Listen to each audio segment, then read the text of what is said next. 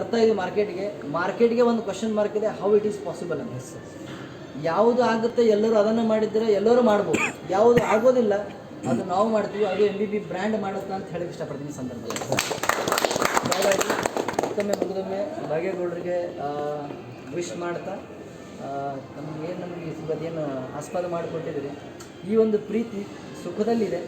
ಯಾವುದೇ ಕಾರಣಕ್ಕೆ ಕಷ್ಟ ಅಂತ ಅನ್ನುವಂಥ ವಿಷಯ ಬಂದೇ ಬರುತ್ತೆ. ಜೀವನ ಅಂದಮೇಲೆ ಏಳು ಬೀಳುಗಳು ಹಗಲು ರಾತ್ರಿ ಇದ್ದೇ ಇರುತ್ತೆ. ಆ ಸಂದರ್ಭದಲ್ಲಿ ನೀವೆಲ್ಲರೂ ನನ್ನ ಜೊತೆ ಇರ್ತೀರ ಅನ್ಕೋತೀನಿ. 100% ಇರ್ತೀವಿ ಸರ್. ಹಂಗೇನಾದರೂ ಇದ್ದಿದ್ದೆ ಆದರೆ ಜಗತ್ತಿನ 2025-26ರಲ್ಲಿ ಜಗತ್ತಿನ ಶ್ರೀಮಂತರ ಪಟ್ಟಿಯಲ್ಲಿ ನಮ್ಮ ಮ್ಯಾನೇಜ್ಮೆಂಟ್ ಇರುತ್ತೆ.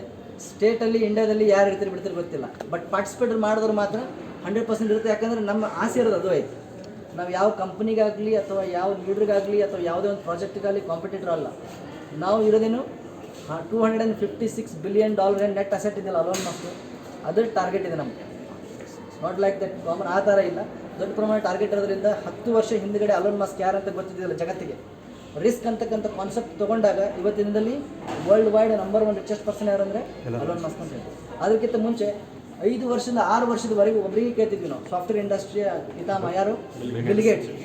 ಬಿಲ್ಗೇಟನ್ನು ಓವರ್ಟೇಕ್ ಮಾಡಿ ರೆಕಾರ್ಡನ್ನು ಬ್ರೇಕ್ ಮಾಡಿದ್ಯಾರು? Elon Musk record break ಮಾಡಿದ್ಯಾರು?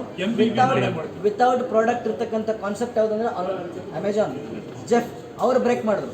So ಎಲ್ಲದರ ಸರಮಾನ ನಮ್ಮ ಕಣ್ಣೆದ್ರೆ ಐತೆ ಅಂದಮೇಲೆ ಮೋರ್ ಬೈ ಬಜಾರ್ digital portal, MBBC main payment gateway, ಈ ಎರಡರ ಮಧ್ಯದಲ್ಲಿ ಜಗತ್ತಿನ ಶ್ರೀಮಂತ ವ್ಯಕ್ತಿ ಆಗ್ಲಿಕ್ಕೆ ಇಂಡಿಯಾದಂತ ಹೇಳ್ತಾ ಇಲ್ಲ ನಾನು, ವರ್ಲ್ಡ್ ರಿಚೆಸ್ಟ್ ಪರ್ಸನ್ ಆಗ್ಲಿಕ್ಕೆ ಮ್ಯಾನೇಜ್ಮೆಂಟ್ ರೆಡಿ ಇದೆ.